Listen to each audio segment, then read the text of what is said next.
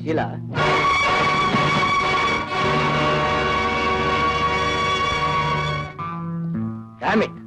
போன ஜென்மத்தை என்ன போலீஸ் ராயா போற இடம்லாம் ஃபாலோ பண்றான்? யாருங்க அந்த ஹேண்ட்ஸம் மேன்? என் ஹேண்ட்ல வர்ற சம்ம கெடுக்கிறவன். இந்த தடவை பிசில கெடுக்கட்டும். உங்ககிட்ட டீலிங் பேசினவன் சந்திரகாந்த் தானே? ஆமா, உனக்கு எப்படி தெரியும்? சில மருந்து போட்டுல விஷம்னு போடுற மாதிரி சில மனுஷன் மேலயும் விஷம் லேபிள் ஒட்டிடணும். இவனை பத்தி கேட்கணும்னா என்ன கேட்காதீங்க. உங்களுக்கு சூனாப்பன செட்டியார் தெரியும்ல? தெரியுமே, பெரிய பைனான்சியர். அவருக்கு போன் பண்ணி கேளுங்க. சும்மா ஒரு நாள். Last and last please. முடியாது. சரவணா, என்னம்மா நீ இன்னும் தூங்கலையா?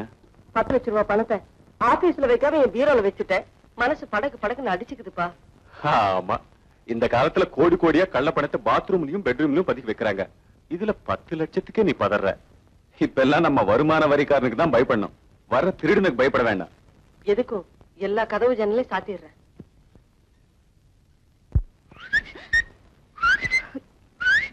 ஐயோ அம்மா!